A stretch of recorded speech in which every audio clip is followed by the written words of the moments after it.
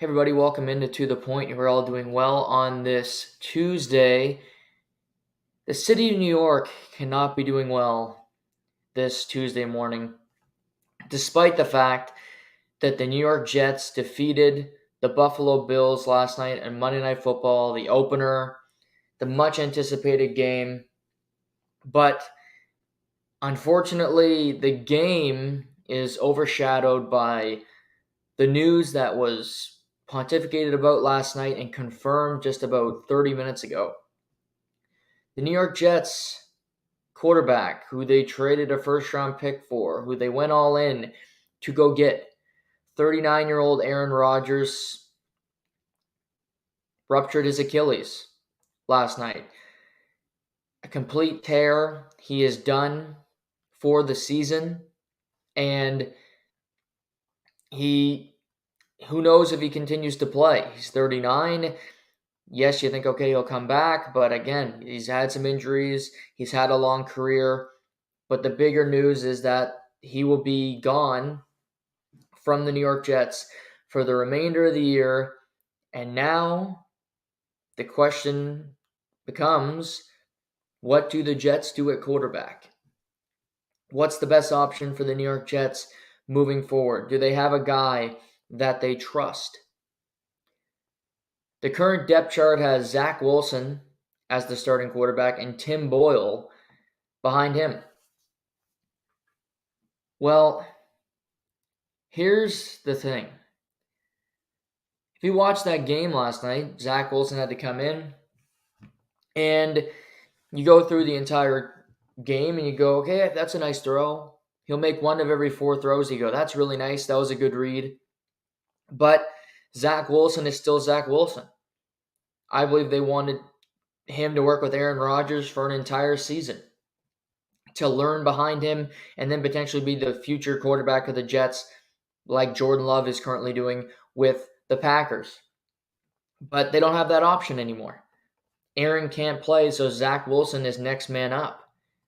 The Jets also have a short week. You play on Monday night. They go to Dallas to play the best defense in the NFL Sunday afternoon.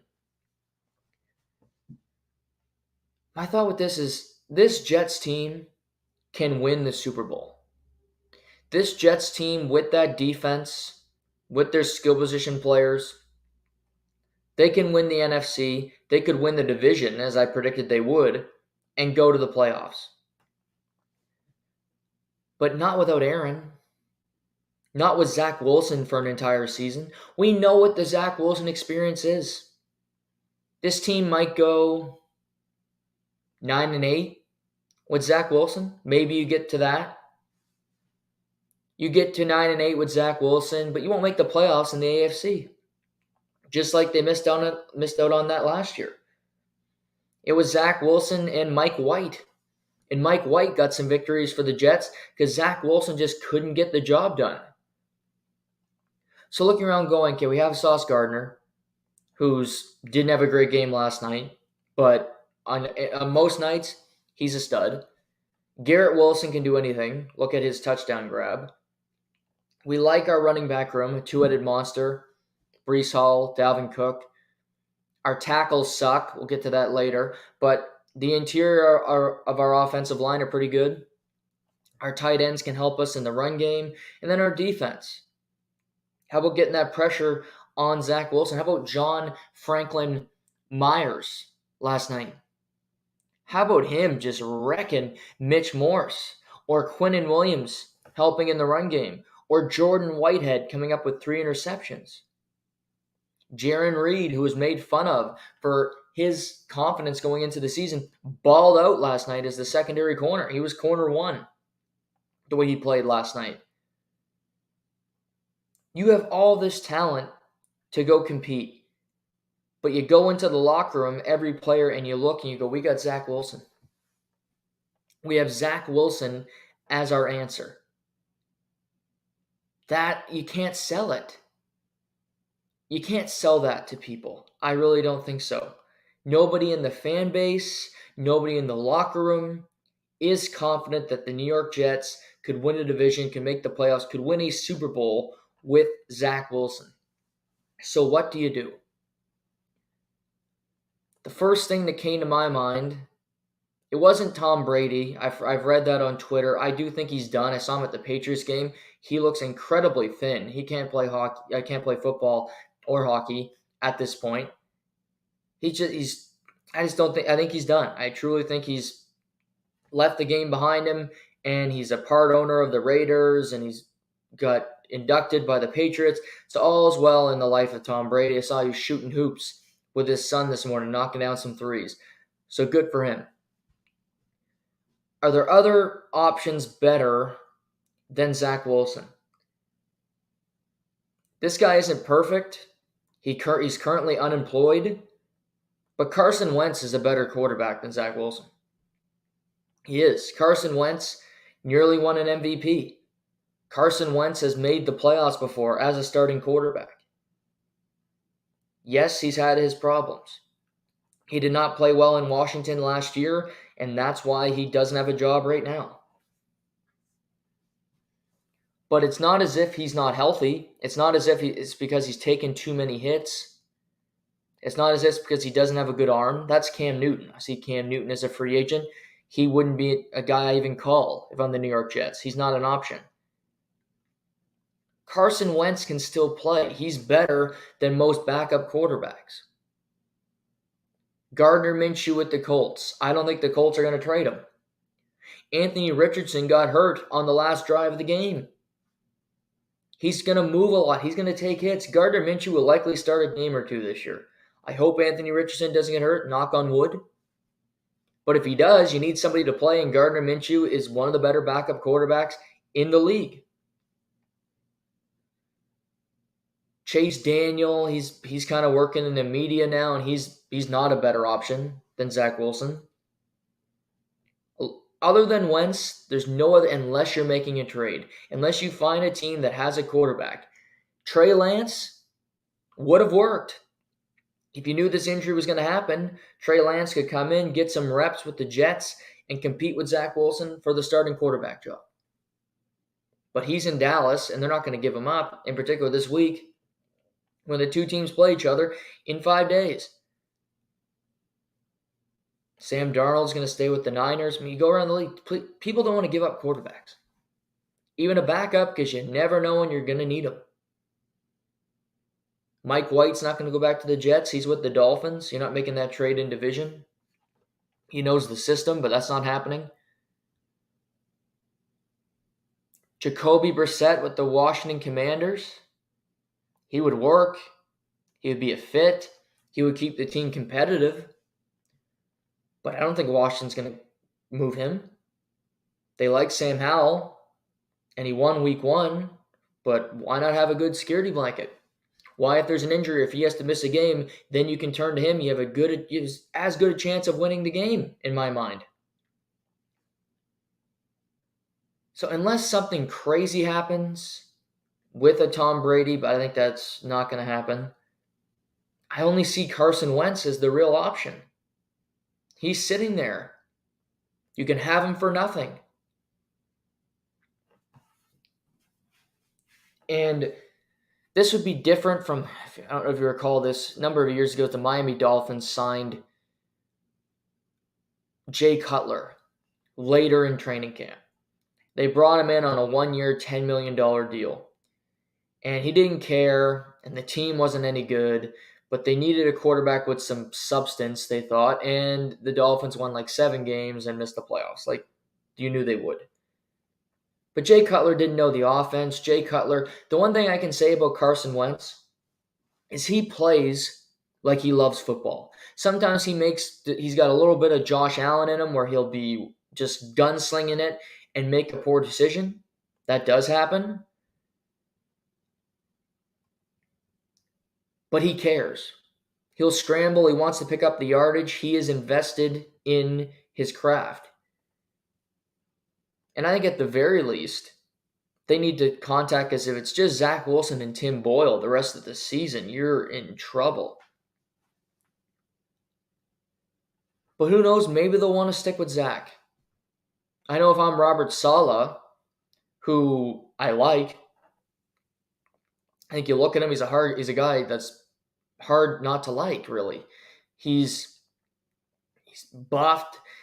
Good interview. Seems like a coach that you want to be on his team with. He loves his players. But he's in year 3 with the Jets, and they have not made the playoffs in his tenure as head coach. Do you think Woody Johnson's going to care at the end of the season when it's like, well, Woody, I didn't have Aaron the whole year. My defense was great again. My side of the ball balled out, but you gave me this quarterback who Joe Douglas drafted who isn't any good in Zach Wilson. They're still going to fire him because that's how the game works. Too bad he didn't have Aaron. The next head coach will have Aaron. Maybe it's Nate Hackett, the offensive coordinator. But it's just a complete disaster because Nathaniel Hackett is used to working with Aaron Rodgers. They won two MVPs together. Now he has to work with Zach Wilson, who's not designed for this offense, who isn't as talented as Aaron, who you might think, okay, kind of looks like Aaron the way he plays, tries to play, but they aren't. The thing about Nathaniel Hackett is he's perfect with Aaron. That's his only selling point. He was an awful head coach. He was the worst head coach in the NFL last year. Now you're stuck with him with a quarterback that you didn't plan on working with. That's not ideal either.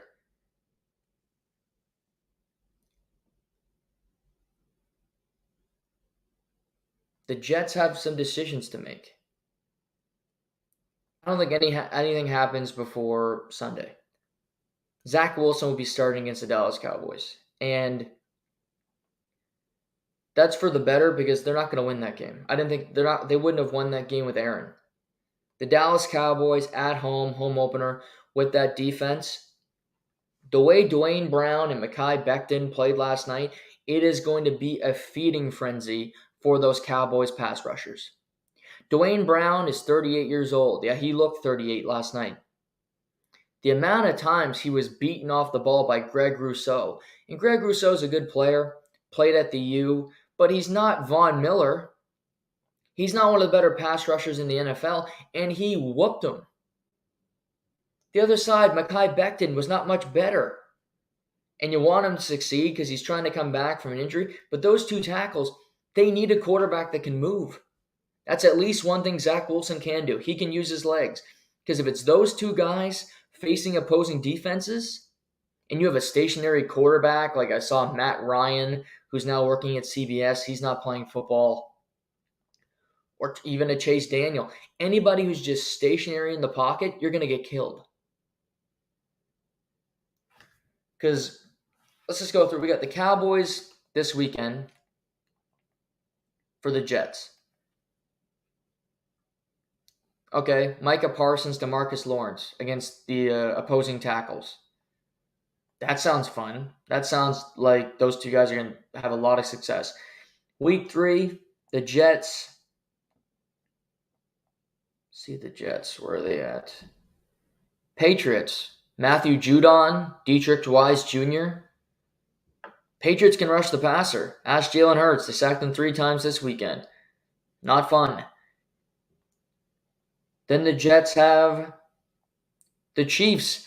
Chris Jones. We'll talk about that later. New contract. Okay, Chris Jones against one of those two guys. Yeah, forget about it. Week 5. Broncos. Broncos. We'll skip them. I don't want to talk about the Broncos any more than I have to with Russell Wilson. But you get it. I'm going through this. This is not fun. And then they got the Eagles in week 6 and their defense. Then they get a bye. And then they play the Giants, who that's the only thing they did well on, on Sunday night. So you got some tough defenses to start the year. You got a tough schedule to start the year. And you don't have a stable quarterback. You don't feel comfortable with the guy that you have. We'll hear all week we're happy with Zach, but he knows they're not happy with Zach. They traded for Aaron because of his ineptitude, because of how bad of a teammate and a quarterback he was last year with that team.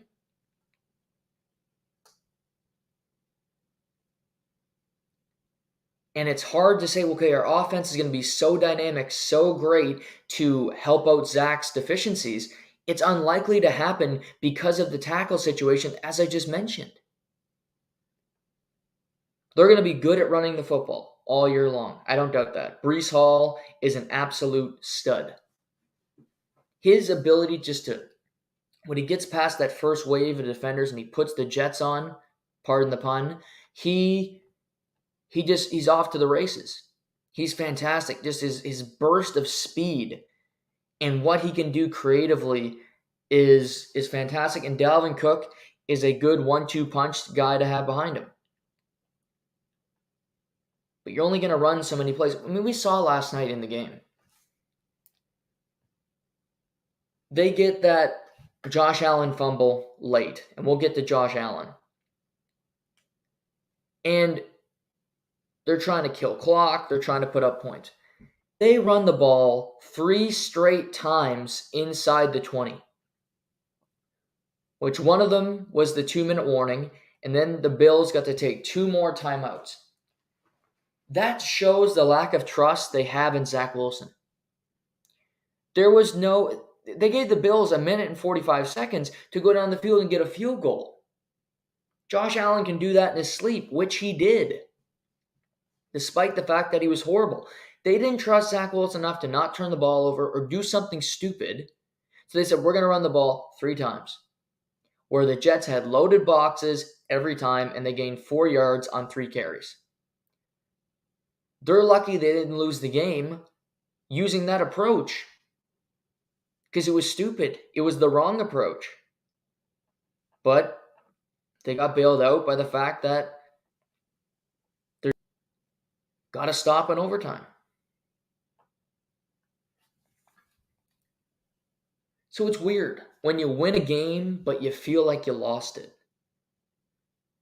The Jets had the 3rd walk-off punt return touchdown in overtime in NFL history. In the history of the NFL, undrafted rookie Xavier Gibson takes the punt back. What a stutter step, breaks through, and he walks off the Bills. A euphoric moment on 9/11 in New York City. And Robert Saleh is running down the field, and you feel great in the moment. And you beat your rival, the Bills, who have been the divisional just behemoths the last number of years, but you feel like you lost the game. Because you don't see a path where you can have the ultimate success continually week after week after week. This is going to be a curiosity to see what they do. What's the pivot? What's their decision? Because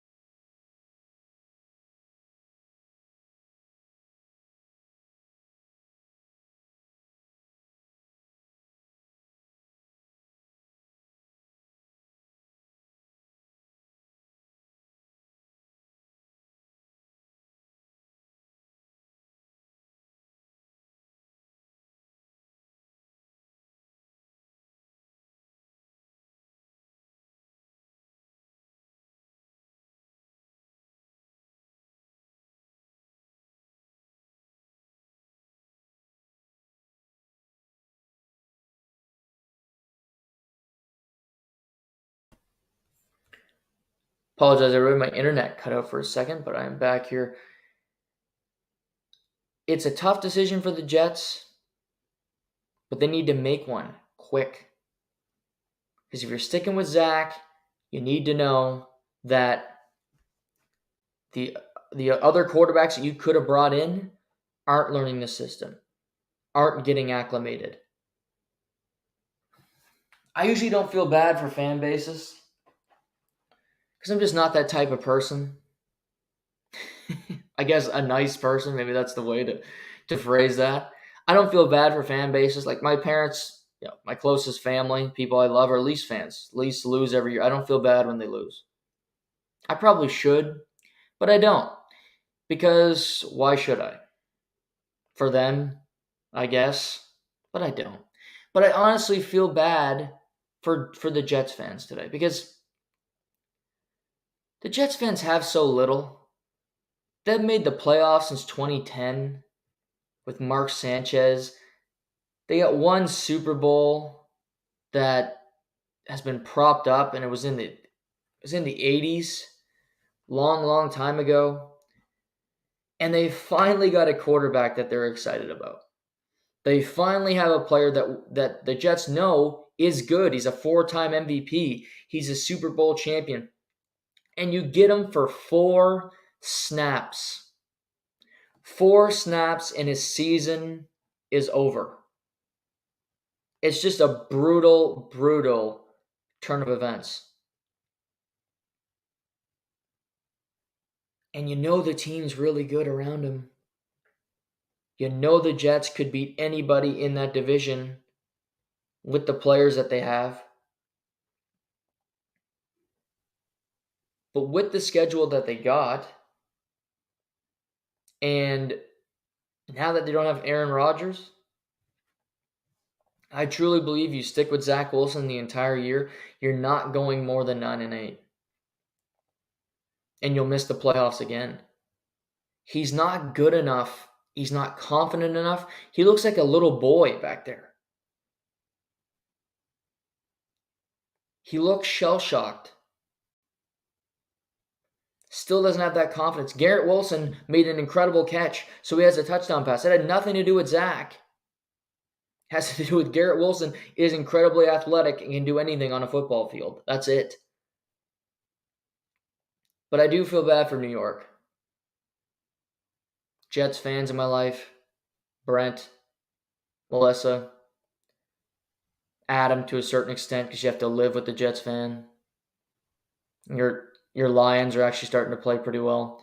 I feel for you. I feel for you. But here's something to brighten your spirits on this Tuesday. Rainy. You're depressed. Even without a quarterback, you're still more talented than the Patriots. So there's something to make you happy on this Tuesday morning. And the Patriots are pretty good, as I talked about before. But you're still more talented than the Patriots. So you can never say that. You can say it now. You're still more talented than without a quarterback, which seems impossible, but it isn't. Let's go to the Bills side of this. The Buffalo Bills lost a game to the New York Jets without Aaron Rodgers. He played 4 snaps, and the Bills lost the game. How? Well, to his credit, he owned it last night. They lost this game because Josh Allen played horrible. Josh Allen had 4 turnovers. Just himself. 3 interceptions, 1 fumble. I view all of his interceptions as poor, as his fault. The first 2, without a doubt. The first one, he's throwing down the field. He sees his double coverage, but he trusts Stephon Diggs, and he still throws it down the field. It's intercepted by Jordan Whitehead. Similarly, third quarter, he's got the ball. He has the running room to get a first down with his legs. But he says, screw it. I'm going to heave the ball down the field. And again, double coverage. Jordan Whitehead, not even close to the receiver. Another interception for the Jets. I view them as selfish decisions. Just get the first down. Part of the problem with Josh Allen, I think, is his ego. where, okay, he needs to be able to throw the ball down the field 80 yards. He needs to be the man. He needs to do everything. Just get the first down, bro. Just go and get the first down. See that line? Get over it. The sticks. Big plays will produce themselves. You go over the weeks. The Browns didn't hit on a big play yet on Sunday. They threw many of them. But to give Deshaun Watson credit, and I hate to do that, he made it possible for the receiver to catch the ball, or he underthrew it. It wasn't, okay, there's two guys on one, and guess what? That's not going to win there. He took his shot, and he missed. Josh Allen's shots down the field that's only going to be an incorrect read. That's only going to go poorly for you. It's right in the breadbasket of Jordan Whitehead. So throughout the game, he's turning the ball over. He's making selfish decisions, keeping the Jets in it. It's 13-3 at the half. And yet, the Jets are using their running game to keep them in it. Bills' tackling is a little suspect at times. Matt Milano was great, but anybody else, you look at the middle of that defense, they missed Tremaine Edmonds. And one thing leads to another. You get a touchdown. And then they get a field goal. And the Bills are pissed because Josh Allen then comes out with 4 minutes left. He runs into his offensive lineman. Not butt fumble, but pretty damn close. Ball pops out, and the Jets get the ball. 4 turnovers. And I would even say in the biggest moments, he threw behind his receivers. First drive of the game, looking for Stephon Diggs on a slant. Way behind him. Third down in the overtime because they won the toss. Throws behind him again. He was awful. There were a lot of bad quarterback play in week 1. Mahomes wasn't great. I don't think he was okay. Joe Burrow was pathetic. Lamar Jackson was really, really bad. You think like Sam Howell was pretty good. Matthew Stafford played great, surprising everybody. Almost every quarterback from last season was no good. Dak Prescott wasn't any good. They won the game 40-0. He didn't play good. Daniel Jones was terrible. You go through the league, there wasn't many. Tua Tagovailoa was as good as it gets. He balled out, nearly 500-yard passing. Zach Wilson wasn't any good last night. Josh Allen was horrible. So that was the trend of week 1, was just how bad the quarterback play was. But the Jets' defense kept them in the game. Jordan Whitehead has 3 interceptions. That last one where Josh Allen is looking to fit one through a seam and Jordan Whitehead's just sitting on the football. Great read, keeps his feet in. What a play. What a play. And you look at it, the game kind of comes down to those mistakes. Because they shouldn't have lost. For the Bills to get 3 points in the second half is staggering.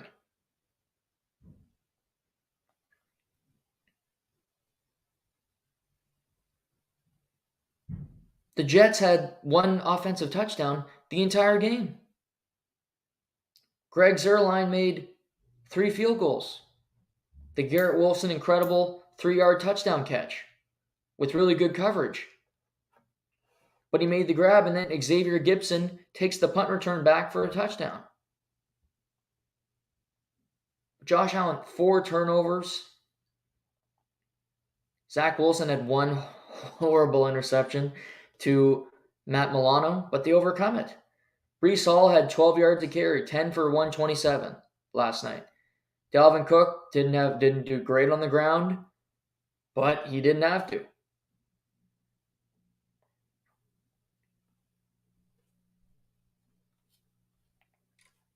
For the Bills, this is their year to win if they're going to win. Josh Allen has been a turnover machine the back half of last year, and it starts again week 1 of this year. I'm not saying the Bills are done yet, but I saw some worrisome signs last night. When you lose a game to the Jets with that guy at quarterback and after everything that they went through, that's a problem. When you don't have, when your quarterback is just a poor decision maker, it's hard to win. You see him and Stephon Diggs on the sideline. It's almost as if they're forcing a good relationship and they don't have a great relationship. Stephon Diggs has to go over and they have to talk to each other, and it's like, okay, fist bump, this, that. I don't know if it's all that good. Stephon Diggs was frustrated in the offseason. He wanted out of Buffalo. Now it's all hunky-dory? I'm not so sure about that.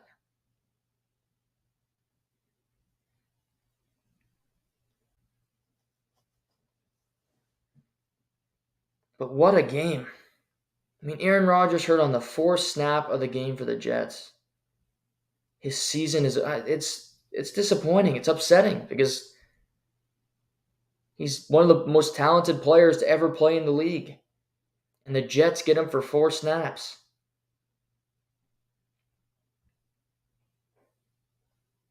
That is typical Jets, though. Nothing can go right.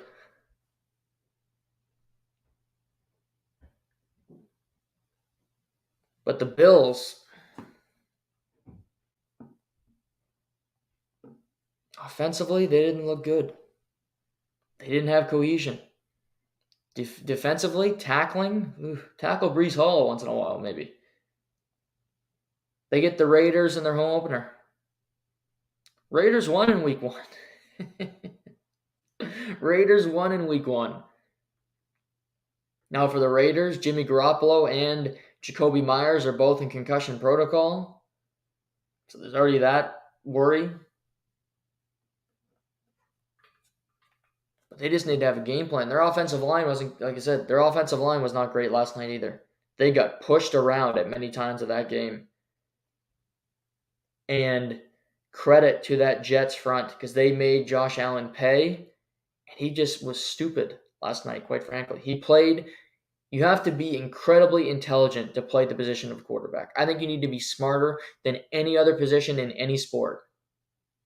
Goalie, center, go through any sport you want, point guard in basketball, it's not even close. You need to be incredibly intelligent to play football. Because you need to know every play. You need to know what the defense is going to do. And last night, if it was a test, Josh Allen would have failed it.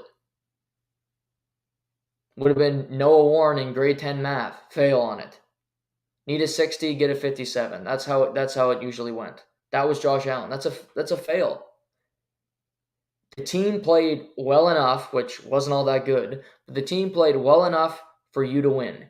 And they lost because of your performance. And he owned that. I give him credit for that. Because you have to be aware of that circumstance of what you're dealing with here. A tough loss for the Bills at MetLife last night. Other news and notes around the NFL. I mentioned Chris Jones. He signed his 1-year deal with the Chiefs. No added years to the contract, just incentives placed on it. He can make up to $25 million this year in total salary. So he will be back. He will be available for Kansas City in week 2 as they play the Jacksonville Jaguars on Sunday. I mean, it's a huge addition. They missed him in week 1. He's their best defensive player. He's their second most important player on their roster. We'll see if Travis Kelce will be available in week 2, but the Chiefs could have a full plethora of options back for week 2 as they head to Duval Nation. Ravens. J.K. Dobbins has a torn Achilles. He's done for the season. I talked about this yesterday. They thought this was going to be confirmed. It is. So their starting running back is done. Now for them, they want to see what they can do. They said they want to keep it in-house. They have Gus Edwards. They have Justice Hill. So they're not going to be signing a guy. They're not going to be bringing anybody in according to John Harbaugh. They're just going to keep that position. And again, this is the devaluing of running backs. They just have a bunch of guys that were not highly drafted, not a whole lot of hype around them, and they're just going to keep them available, keep them in house, have them ready to play, and the Ravens will move forward with their plethora of other running backs the rest of the season. Cam Hayward is going to miss a couple weeks for the Pittsburgh Steelers with a quad injury. J.C. Horn is going to miss a few weeks with a knee injury for the Carolina Panthers, so he'll be out on Monday Night Football. But throughout the week, we will keep track of this Jets story to see where it goes, to see if they make any additions to their quarterback room, if they bring anybody in for a workout. All possibilities.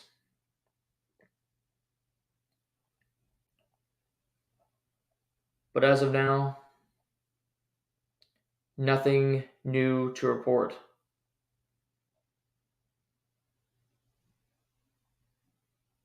But ESPN is currently talking about Tom Brady. So there you go. They're still chatting about him. Not going to happen. Not going to happen.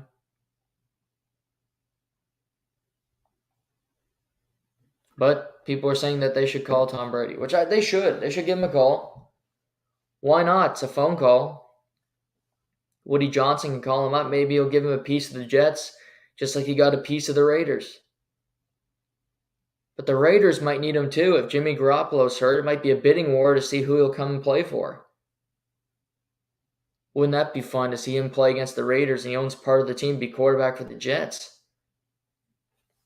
Always a possibility in the NFL. But who knows? Let's pivot to the NHL. Training camps are opening in a few days. Players are starting to report. They're arriving in their respective cities, and things are being discussed. Lou Lamoriello says Zach Parise has not been signed. He's still a UFA. They might reach out to him later in the season. You got some injury updates from people with different things. In St. Louis, Torrey Krug got injured training. They're going to reevaluate him on October 1st. They nearly dealt him in the offseason. So maybe that's a bit, maybe it's nothing, but I think when there's smoke, there's fire there.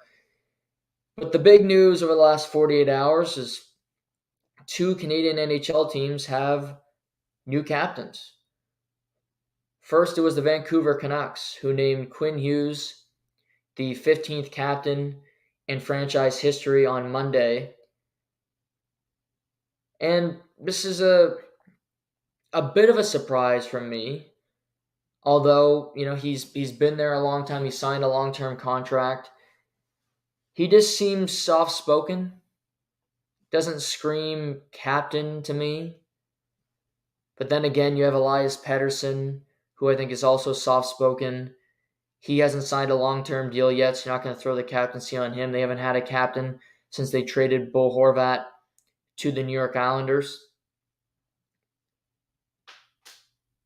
But obviously, after firing Bruce Boudreau, you bring in a new head coach in Rick Tocchet. He's seen the team for the last couple months, and he views Quinn Hughes as the captain moving forward. When you get that position, it adds pressure, for sure. No doubt about it.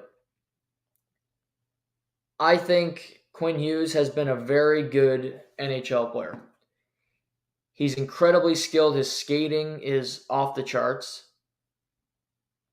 But getting this, I think, puts pressure on him to be even greater than he has been. To continue to push the envelope. He'll be 24 in October.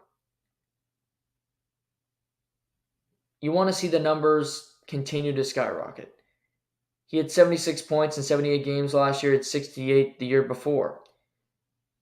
His plus minus is improving for the old people out there. He's starting to become more and more defensively responsible. But I think for him, You got to make Vancouver relevant.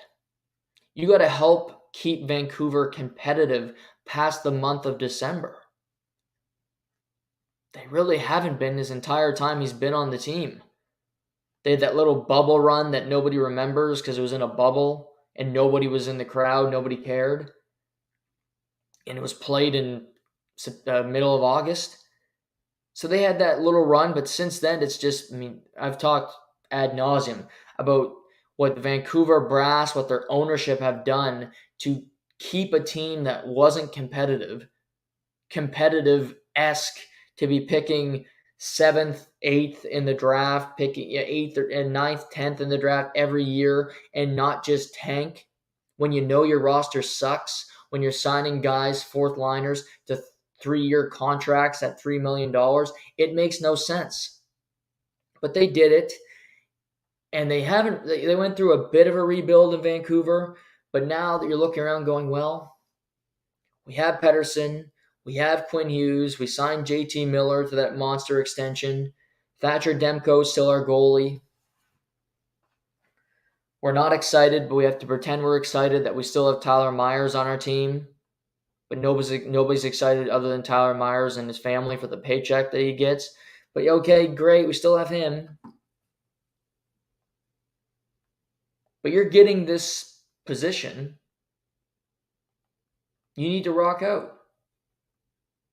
Because we'll talk about another captain in Winnipeg. It's different. He gets it because he's just the leader. Looking at the team, Kuzmenko was great in his first year in North America. They had Anthony Beauvillier, Pettersson, JT Miller, Brock Besser, Phil Giuseppe, Suter, Connor Garland, Vasily Podkolzin, Teddy Bluger, Dakota Joshua.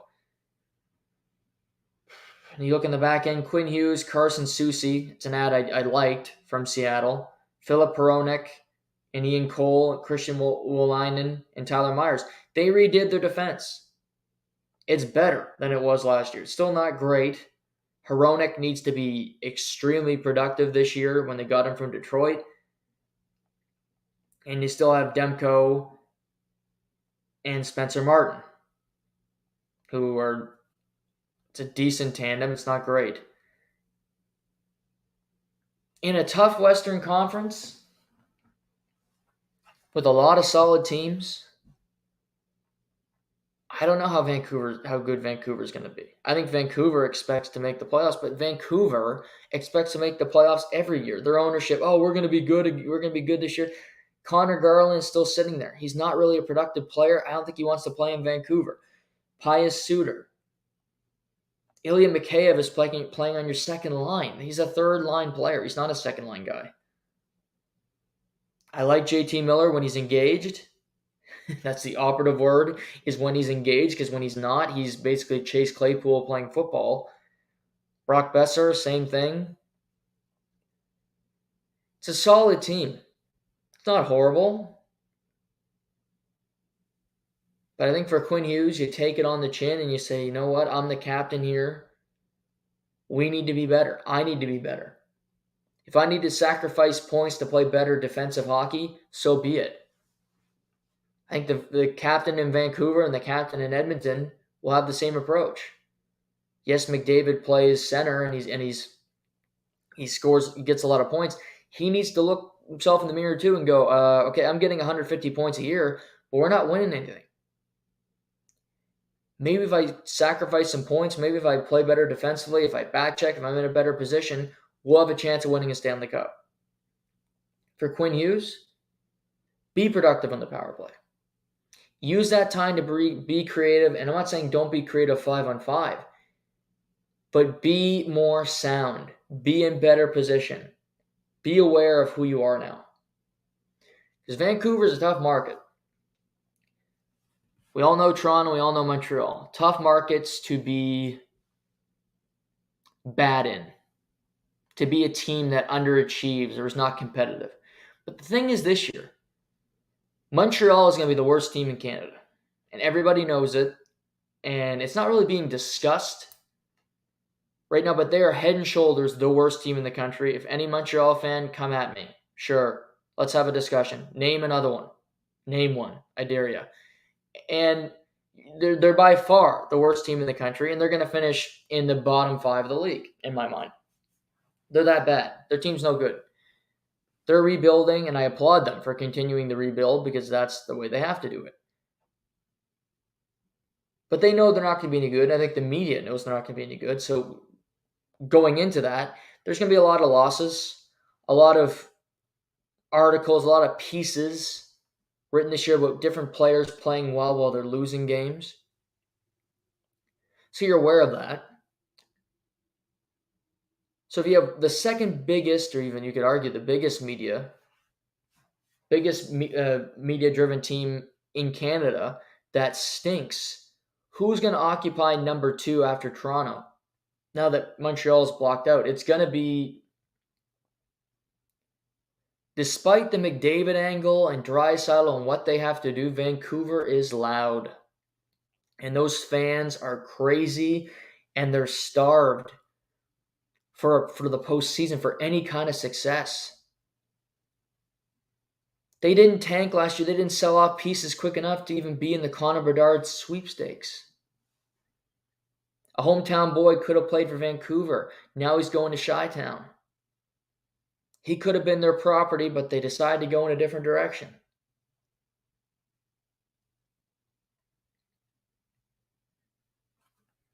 So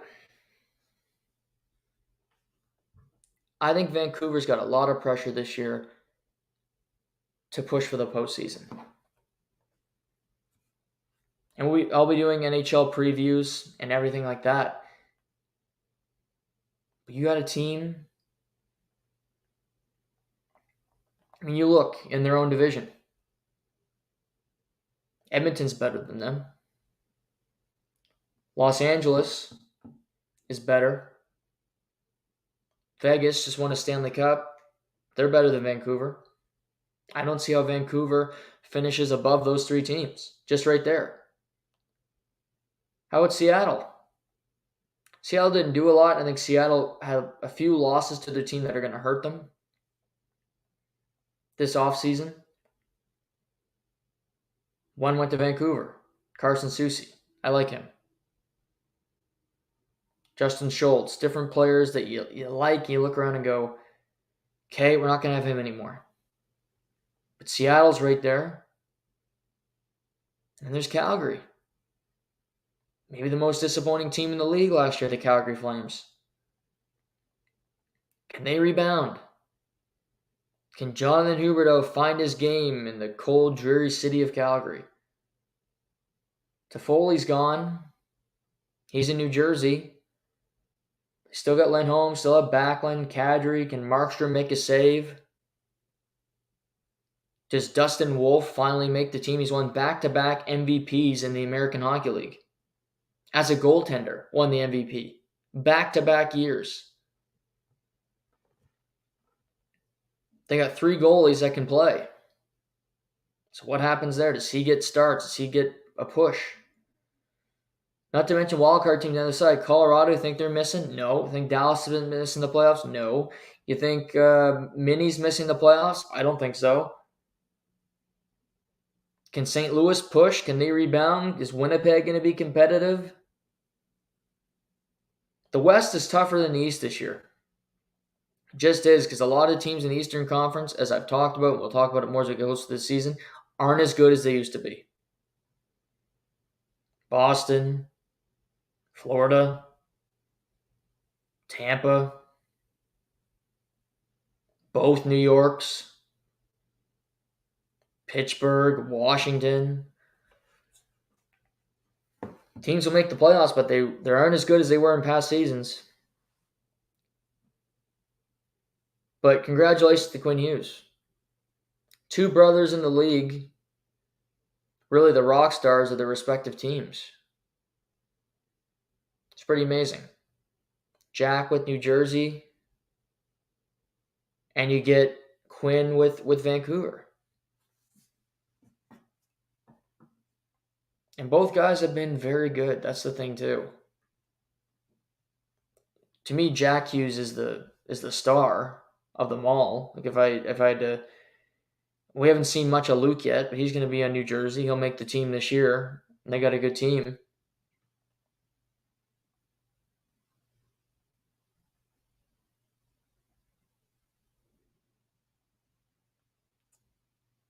But those two Hughes kids are incredibly talented.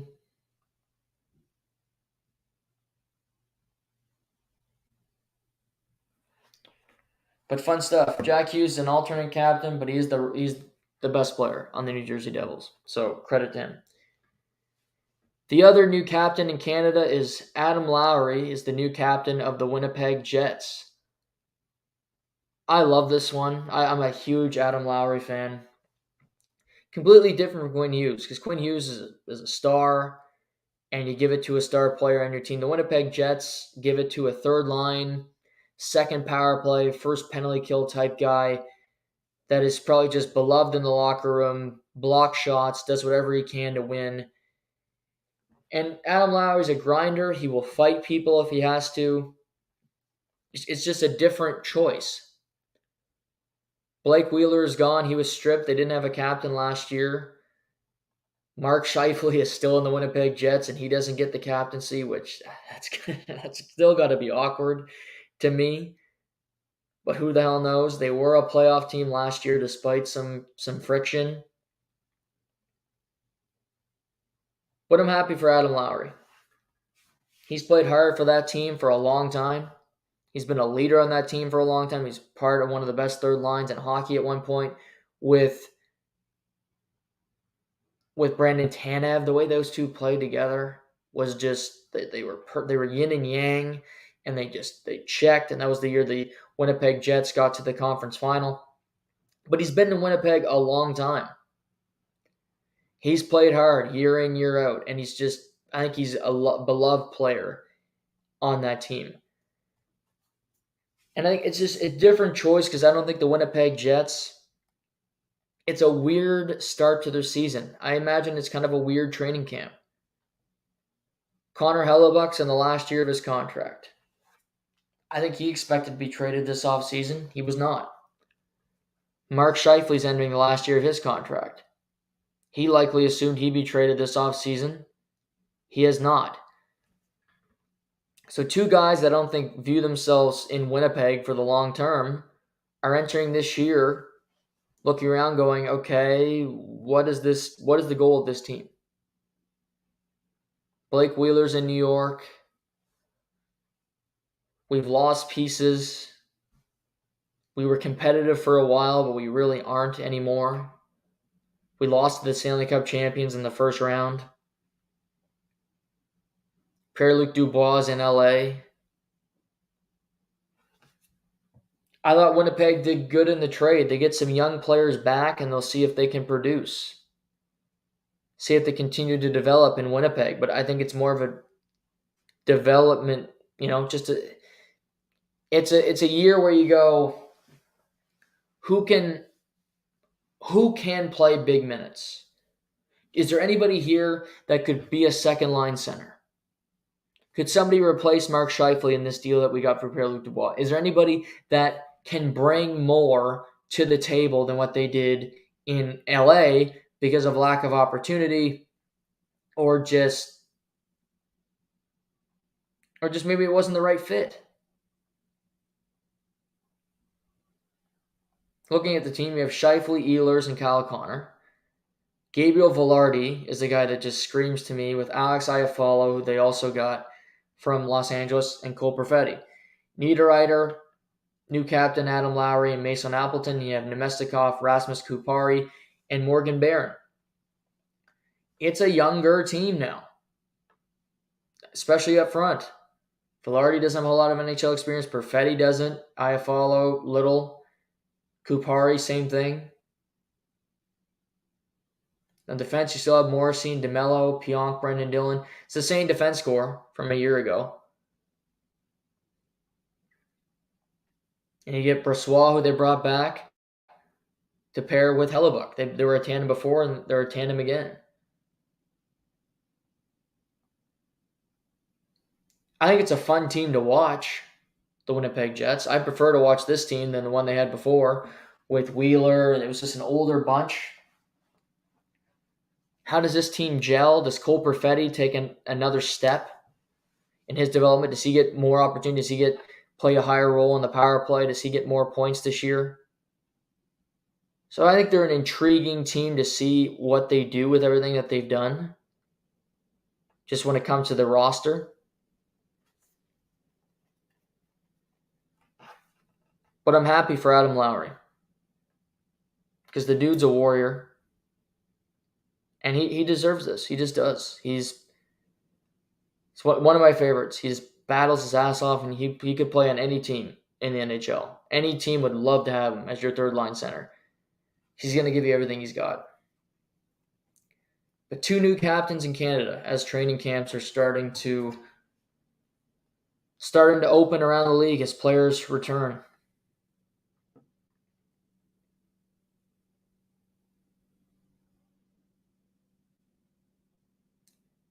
Here's some new, again, we're going to talk about this all week, but Deanna Rossini, who works for The Athletic, the New York Jets have started to reach out to veteran free agent quarterbacks, per sources. So it didn't take long. Here's the available list. Carson Wentz, Cam Newton, Colin Kaepernick, not going to happen, Josh Rosen, Joe Flacco, Chase Daniel, Nick Foles, Kellen Mond, Trevor Siemian, Colt McCoy, Matt Barkley. It's not a great list. It's not a great list. Like I said, Carson Wentz is the only one that really makes sense. Maybe Nick Foles, but he looked spent at the end of last year. He didn't look like he wanted to play football anymore. I'd love to see Kaepernick, but it's not going to happen.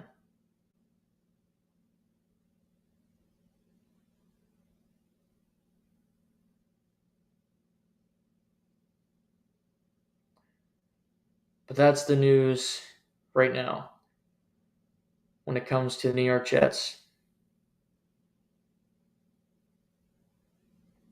and Aaron Rodgers and their new quarterbacks. Let's go to Major League Baseball.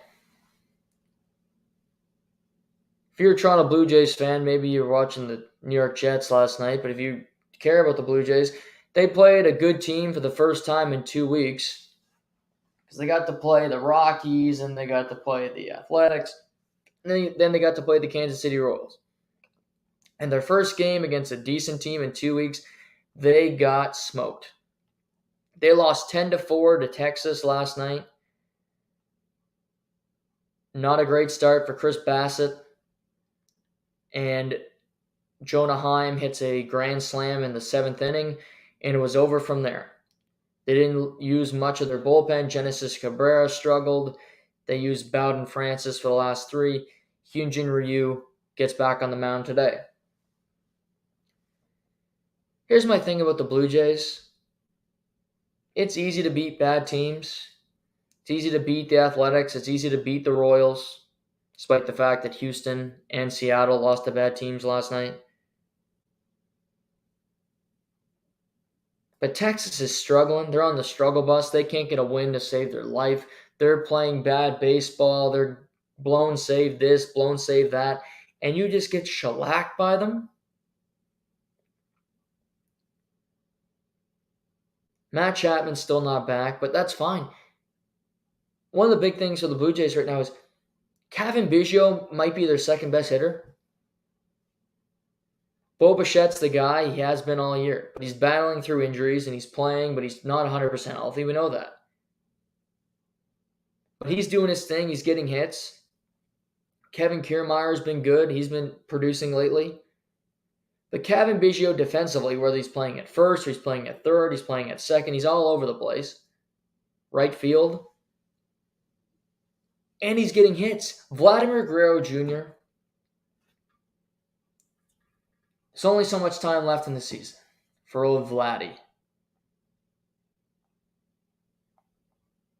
But going 0 for 4 with 3 strikeouts last night, that just can't happen.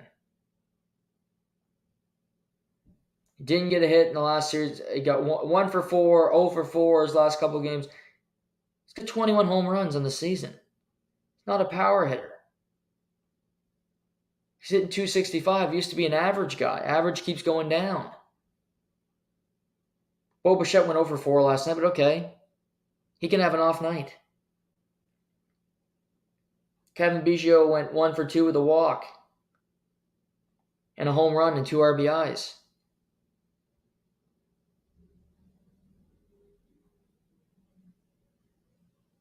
Varsho, I mean, you got to play him because you don't have depth, but he can't get a hit to save his life. He's hitting new 219. He's useless. But they play a good team and they get smoked. That would concern me if I'm a Blue Jays fan. The second a good team comes into your ballpark, you're screwed. They got 3 more against Texas. Hyun-Jin Ryu versus Max Scherzer tonight. Fun matchup. Kikuchi, Jordan Montgomery on Wednesday. And the closeout, you got Nathan Eovaldi and Kevin Gausman. 3 really good pitching matchups. 2 teams that know that it's a disaster if they miss the postseason. Texas was in such a lead in the American League West. They were cruising. They lost Jacob deGrom, but it didn't matter. Corey Seager was playing incredible. Marcus Semien has the most RBIs, the most home runs for a leadoff hitter, the most ever by a Texas Ranger in the history of the franchise. Eovaldi had an ERA under 3. Then they start skidding. Their bullpen can't get anything done. And now you're sitting there 2 back of Houston for the lead in the American League West, and they're only a half game up on the Seattle Mariners. Every game's important for them right now. Seattle loses in extra innings to the Angels last night. That hurts.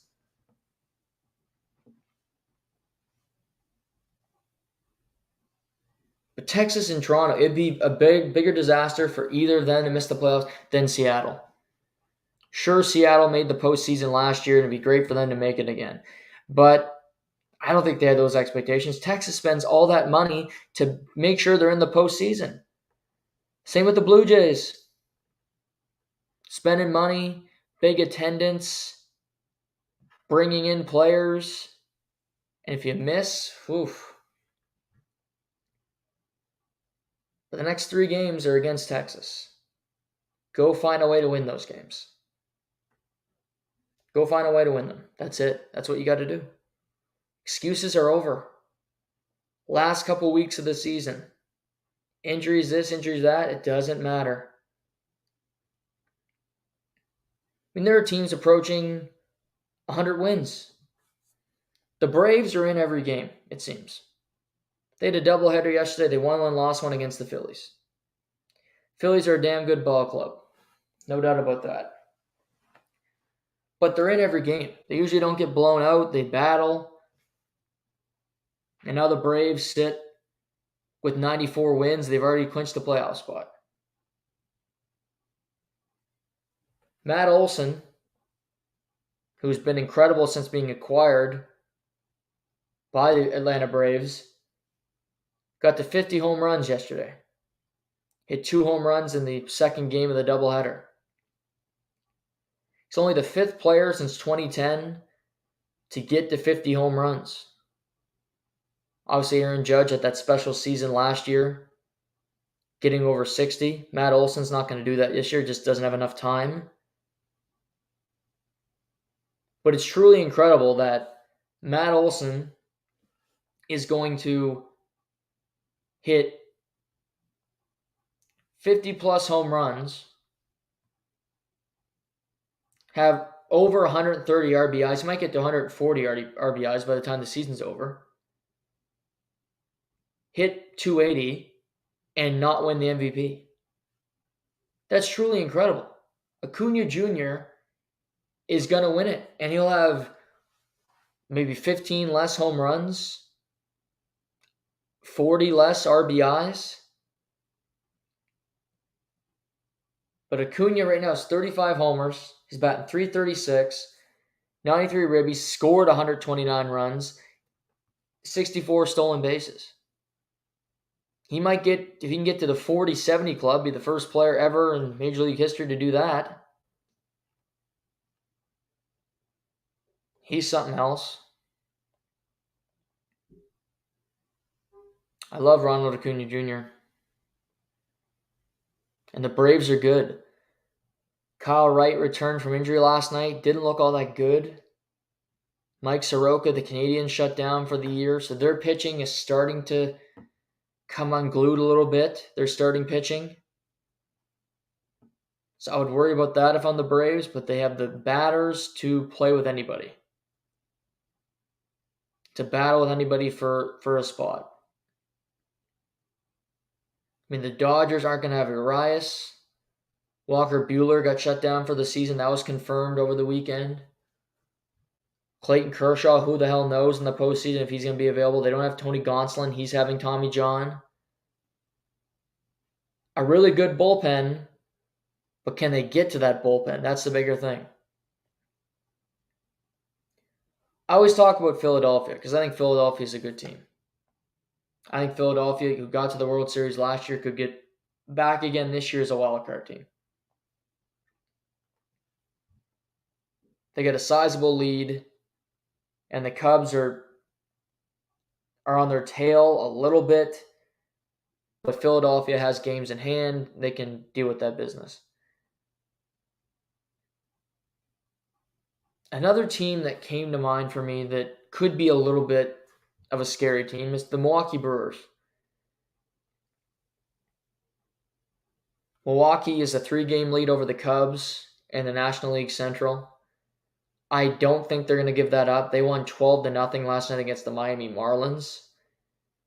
Brandon Woodruff is finally healthy. He's a Cy Young candidate most seasons when he's healthy. Hasn't been all year. Now he is. You had him with Corbin Burns, who's finding his game in the back half of the year. Devin Williams as a closer has been incredibly solid. They can be dangerous. And Milwaukee will get the third wildcard team. As of right now, they play Arizona. Arizona has the third wildcard spot. They play good baseball as of late. They have a 1.5 game lead over San Francisco, Miami, and Cincinnati. That's going to come down to the wire. Looks like the Cubs and the Phillies are going to be the first two wildcard teams.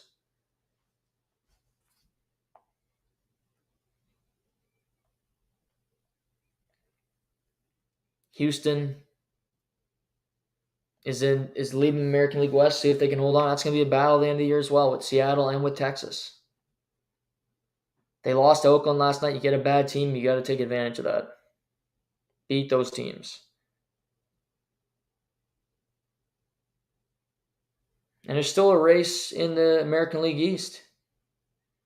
Baltimore has the 3-game lead over the Tampa Bay Rays. I keep saying this, but it's a credit to Tampa. They just keep winning. They played Minnesota last night, a playoff team. Punked them.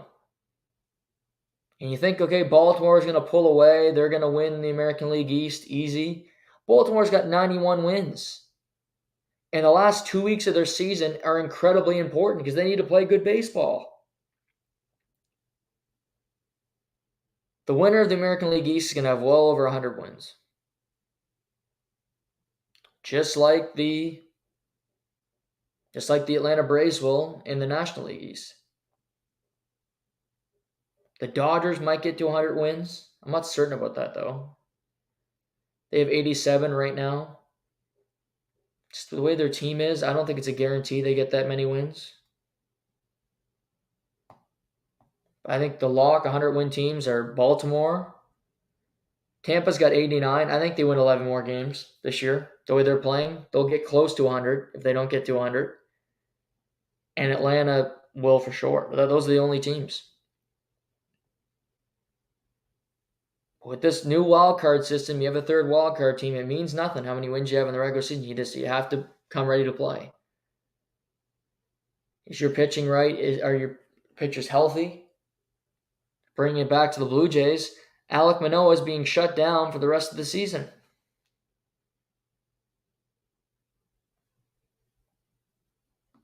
Alec Manoa, who they brought back up on Canada Day. And you're thinking, okay, we have our new guy, but no, one start against Detroit. It's fantastic. Detroit sucks.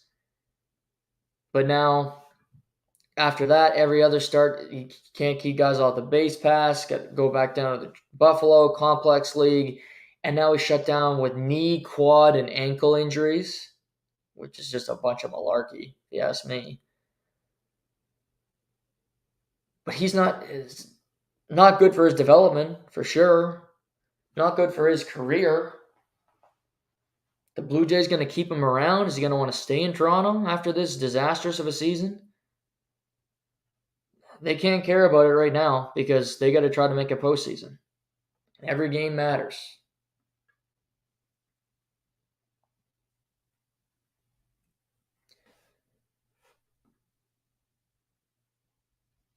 Other news. There was a tennis story that I wanted to bring to everybody's attention. Simona Halep, former world number one, two-time major champion, has been suspended from professional tennis for 4 years for doping violations, the International Tennis Integrity Agency said Tuesday. The 31-year-old Romanian has been accused of 2 doping offenses, failing a drug test during the 2022 U.S. Open, and for irregularities in her athlete biological passport. A panel concluded that Halep had committed intentional anti-doping rule violations. She said, "I'm continuing to train and do everything in my power to clear my name of these false accusations and return to the court." She said she also will pursue all legal remedies against the supplement company in question. I mean, she won Wimbledon not that long ago. She beat Serena Williams in a final. She won the National Bank Open in Canada last summer. And now she's suspended from tennis for 4 years. She's 31. That's it. You go 31 to 35 without playing, you're done. Your career is over. And I've always had this stance. I will continue to have it. If you are using performance-enhancing drugs to improve your play, you deserve whatever you get. You deserve the suspension. You could never play again. I have no problem with it. Because you are getting an advantage over the competition that is not from hard work. It's from you cheating the system. I think it's the worst in fighting, the worst in MMA to be caught with drugs because you can really hurt somebody. But hey, whatever Simona Halep was doing, if it's true, throw the book at her. They did it to Sharapova. They're going to do it to Halep. I have no problem with it. But it is big news. The two-time major champion, one of the best players in the world at one point, may never play tennis again. Wow.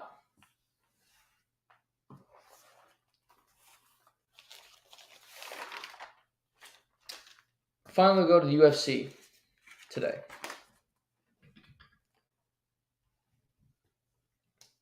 Saturday night, I throw on the pay-per-view.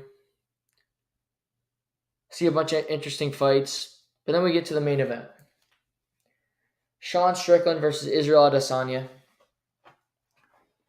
And that main event once again proved why MMA is king when it comes to who the hell knows what's going to happen. Izzy's a minus 600 favorite. One of the best fighters in middleweight history. And Sean goes in there and puts on a masterclass. He owned the fight. He pushed the pace. He controlled the octagon, and he landed the better shots. In the first round, he dropped Izzy, and I thought easily Mark Goddard could have called that fight. He landed about 20 punches on him, but he let Izzy continue to go. Good on him. But the biggest thing was Izzy was in bad positions the entire fight, and he did nothing to counter it. Pushed against the octagon. Sean's landing strikes, and it's just a boxing stance. He didn't try to shoot. He didn't try to go for a takedown to change positions or just switch the balance of power. Sean could just do his awkward stance, both hands up. He's got one in front of the other, landing his jab, jab, jab. Just keep landing his shots. Izzy's kind of throwing wildly. Izzy looked slow. He looked behind. And Sean won 4 rounds. The only round you can give to Izzy is round 2. I'm watching the fight and I go, okay, Sean, easy, round 1. Round 2, Izzy bounces back. Okay, this might happen. Izzy wins the next 3 rounds via decision. But it was complete opposite. Sean just was the better guy. Sean didn't throw leg kicks. He didn't do anything crazy. He fought his fight. The way he likes to go in there and fight, that's what happened. And Izzy did nothing to try to stop it. He let it happen.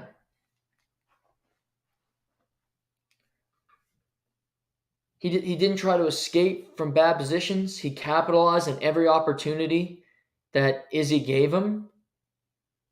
And you saw him at the end of the 5th round. He was screaming because he knew he had just beaten Israel Adesanya. He had just beaten the guy that... And think of Sean Strickland. Just over a year ago, he got knocked out by Alex Pereira. Then Pereira knocks out Izzy. Izzy knocks out Pereira, and then Sean Strickland's champion. That's how crazy some of this is. How it goes down.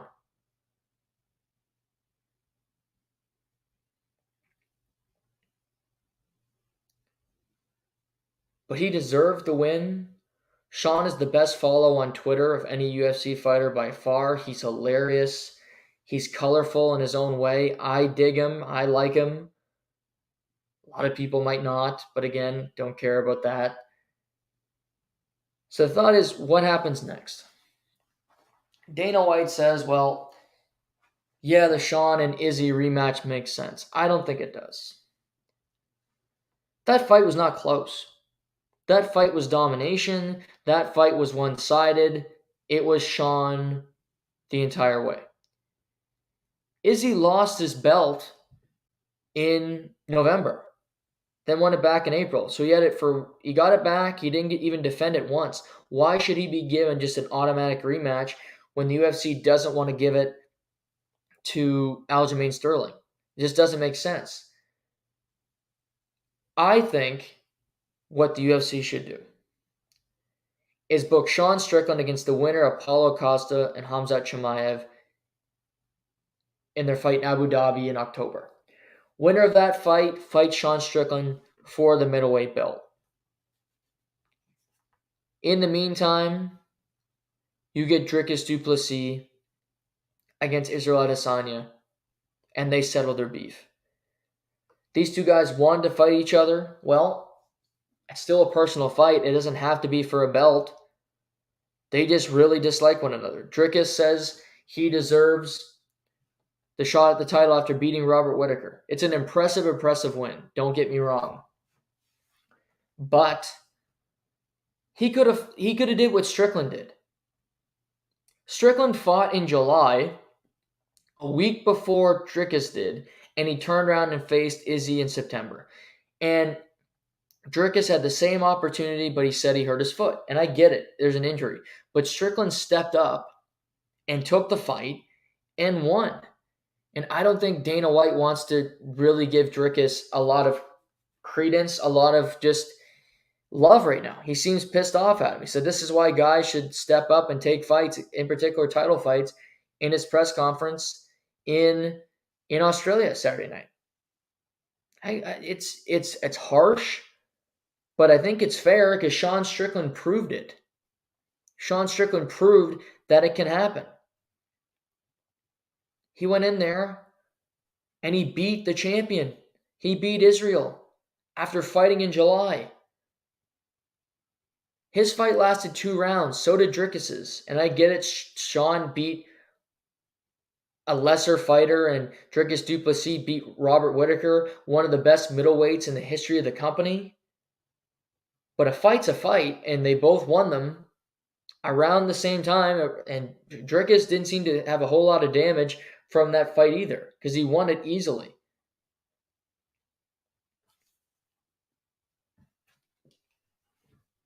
But if you could go Dricus versus Izzy, winner gets a title fight, that makes sense. Because picture this. If Khamzat Chimaev beats Costa, he fights Strickland.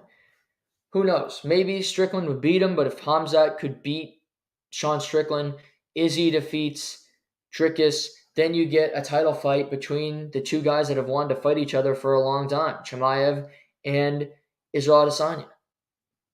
There's a lot of beef there. That's a huge fight. It's easy to sell. I think Dana wants to get Izzy a rematch because I think he believes that he's going to beat Sean Strickland in the rematch. He wants Izzy as champion because it's easy to promote those fights. Izzy against anybody is a rock star fight. Against du Plessis, against Robert Whittaker for a third time, against Paulo Costa for a second time. It doesn't matter. Sean Strickland too. It's easy because Izzy's in there. And now Sean Strickland's beat him. Izzy's just he's an easy name. He's the biggest star in the UFC right now. Because I don't count Conor McGregor because Conor's not active. He's not fighting.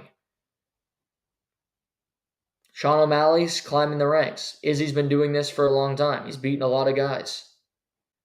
Couple losses lately, but he's climbing the ranks. But that's what I would. I don't think they're going to do that. I think they're going to do the rematch, which doesn't make a whole lot of sense to me. Because what do you do with Dricus? What do you do with Robert Whittaker moving forward? Do you fight? Is Jared Cannonier going to fight Robert Whittaker before the end of the year? Co-main event in November? Is that the big news we're going to get, maybe? We'll see. But congrats to Sean. I didn't see it coming, and I like Sean. So good for Sean. Drago, Alexander Volkov, in the co-main event, defeated Tai Bam Bam Tuivasa. This was Tuivasa's third straight loss. But Volkov just has looked more and more impressive. He's been knocking out opponents. He knocked out Rosenstrike. He knocked out Romanov. And now he gets a second-round Ezekiel choke against Tuivasa that should propel him into close to the top 5 in the heavyweight division. And he's another name. I think he just has gotten better and better as he fights. He's had a lot of experience in the cage. No doubt about it.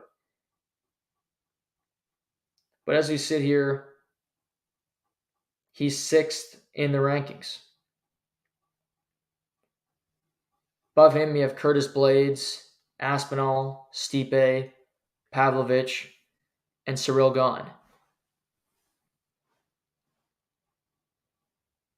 It's not an easy next fight for him because I think everybody's going to be booked. Aspinall might fight Cyril Gane. The heavyweight division's kind of locked up. Gelton Almeida is the scary opponent. He's going to fight Curtis Blades, so he could be in the top 5, but in the year when they fight in Sao Paulo, Brazil. If I'm Volkov, I'm fighting a guy above me in the rankings again. I think he's earned that. He's fought a lot of guys.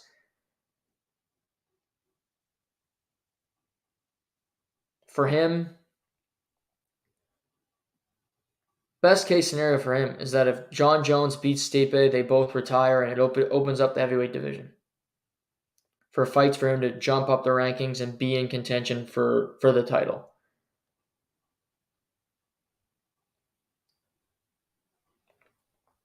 I think it's a holding pattern because Pavlovich is going to weigh in as a backup in November. And he's going to be ready to fight if Miocic can't go.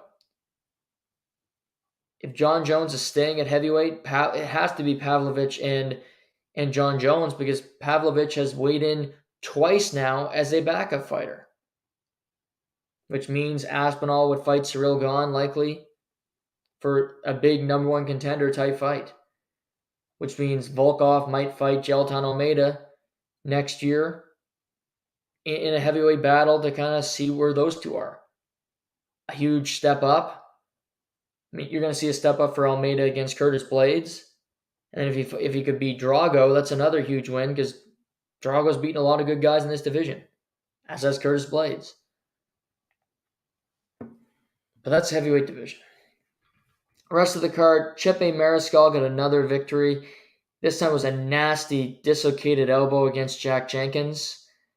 Just he threw him to the ground, and you saw it come out. Just discomfort, really tough injury for Jack Jenkins. Justin Tafa, who it was a no contest in Jacksonville with his fight against Austin Lane. He knocked out Austin Lane in the first round, nasty.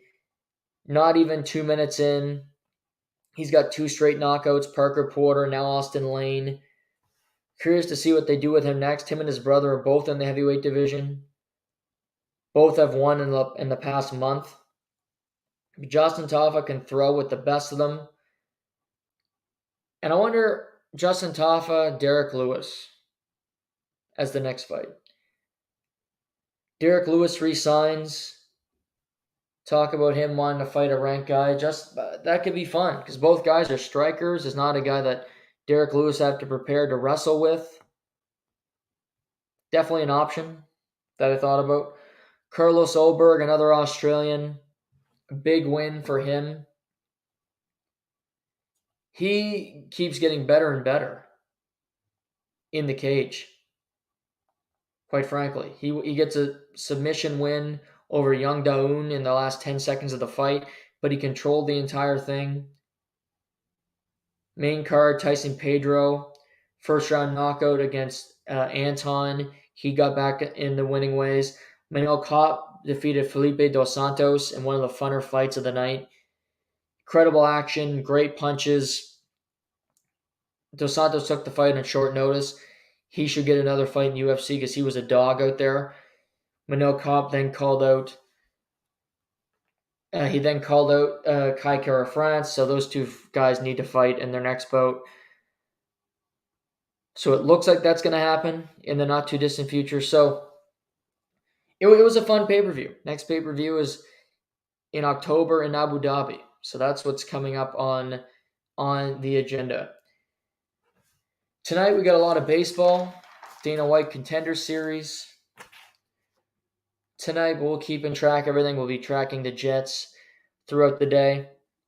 So thank you for hanging out today. Thank you for supporting To The Point as always. And we'll talk to you tomorrow. This is To The Point.